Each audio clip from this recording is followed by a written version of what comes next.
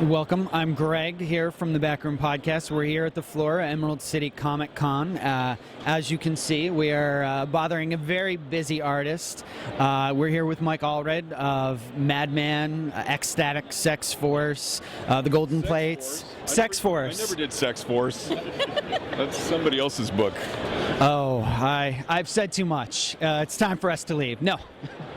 And just all around indie comic superstar, really. Thank you. Well, I mean, it's true. So, you know, here you are, Emerald City Comic Con. This is very close to home base for you.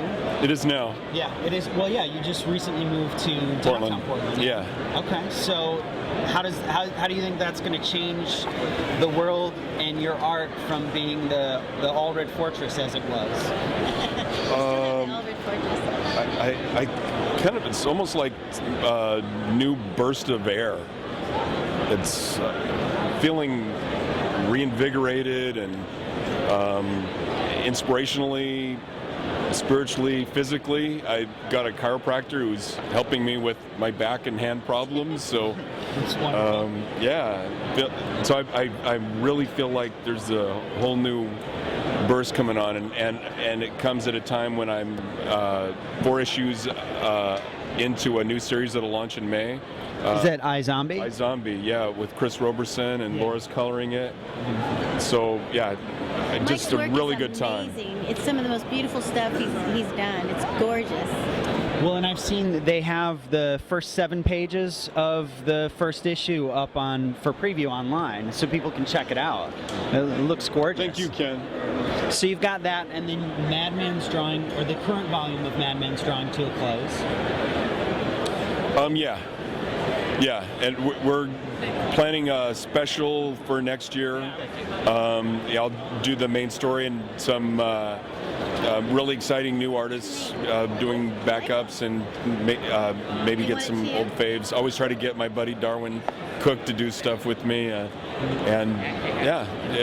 So I mean, Madman is where our heart is, but I'm also compelled to do collaborations every once in a while. That gets the juice going, and that's what iZombie is for me now. So I'm feeling that same collaborative burst that I got from, X-Force and, with Pete Milligan, and it just feels great. It's a real dream project. Wonderful. Well, This is Michael. yeah. Hey, Michael. That's okay. No, that's okay. Well, so one of the questions I had for you, I've always been a huge fan, and Madman is, as much as it's an action-adventure comic, it is like a spiritual quest. And so Frank is just constantly rediscovering reality and what it means to him and who he is. And I've always wondered how much of that is a reflection of your own experience. Well, you know how you write what you know. Right. And so when I was reanimated after my first death, I thought, I should write about this, and turn to drawing the story. But seriously, a lot of my feelings and I enjoy hanging on to that enthusiasm that you have as a child, and that is a large part of who Frank Einstein is.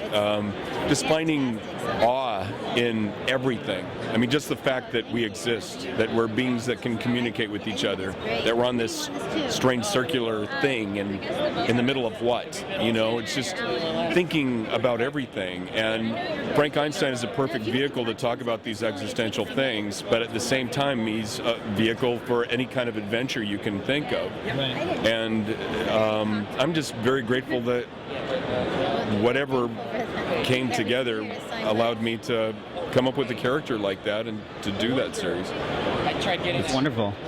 So in the spirit of that, will we ever see a Lego Madman game? I'd love that. Child fun. We just moved into Portland. I would love that. How are you liking it? Well, so also one of the things that we try to ask a lot of our guests is kind of what's your first comic memory, or your first kind of comic book experience that you remember as a child? We got our mail by We lived on a hill in Roseburg, Oregon, and we could walk just a few blocks down Lane Street to Jackson Street, which was the main street. Still looks a lot like it did when I was a kid. And there was a big drugstore there that you would walk in, and you'd be able to where there were stairs, so you'd walk in and look down over the whole store. You could go down the stairs, and they sold pop, so there was cash registers there, and there was also a big parking lot on the other side with a lot of cash registers there. But at the bottom of the stairs, when you came in from Jackson Street, they had the old popcorn machine, so it always smelled like popcorn. And then on the far side were all the magazine racks, and that's where the comic books were. And my first memory of a comic book was early issue of the first run of X-Men, and it had Spider-Man hanging upside down on the cover. That's the first cover I can clearly remember. But they were always around. One year, when we were kids, my older brother got me up on the card table and said, "Dance, boy, dance," and started shaking the table. I fell, landed on my head, woke up in the hospital, but I was surrounded by comic books. That's what my childhood was, a lot of brutal violence in comic books. And they were always there. And my dad, a psychologist, also wanted to be an artist. Nice meeting you guys. Take care. And so he always made sure that we had art supplies, drawing paper, crayons, watercolors, and he had a drawing table which I inherited. And so, yeah, we were encouraged to draw. So I honestly can't remember a time when there wasn't some kind of pop culture thing. There were Peanuts toys. My earliest memory was seeing a cartoon version of the Tin Man on television. Yeah, it's just always rich with art and music and movies. First movie I have a memory of was A Hard Day's Night on television, and that's remained my favorite movie ever since. It's the greatest cure for depression I could ever advise to anybody. A Hard Day's Night is pure joy.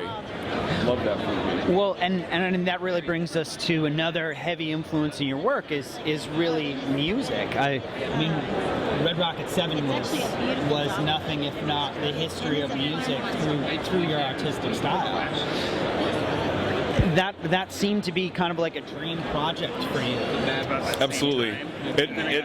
So I never really heard about all the projects. As far as pop culture goes, it really is about comics, music, and movies. And the Red Rocket 7 project was my opportunity to do all of that. My band did an album, which stands alone as an album, but also acts as a soundtrack for Red Rocket 7. And we also did a movie which integrates into the story as well, called Astro-esque. And nice meeting you. Take care, Captain Marvel. Astro-esque is an extra on the G-Men from Hell DVD. Yeah, although they use the wrong master. The sound is horrible. It's not letterbox, but anyway, you can get some idea of what should have been. So as we sit here and watch Michael Allred do his thing with his various fans, one of the next questions I wanted to ask you is Golden Plates, where I know we're waiting on Volume 4, correct? If we are, we're waiting a very long time. Okay. I need to have a lot of time and a lot of money because I burned through the time and money I had on the first 3 volumes. It's something I very, very much want to complete, but realistically, unless somebody very wealthy drops a big load of cash on me, it's just not practical right now. So we're trying to figure out how we'll be able to schedule that and make it work. We were in a really unusual place when we were able to do the first, and she woke me up. I was getting into the breakdowns for Volume 4, and she said we can't pay next month's bills, so I had to get back to a paying gig. Yeah. That's the reality of that. Well, so anybody who's interested in sponsoring the Golden Plates, feel free, contact us, let us know, we'll put you in touch. Right on.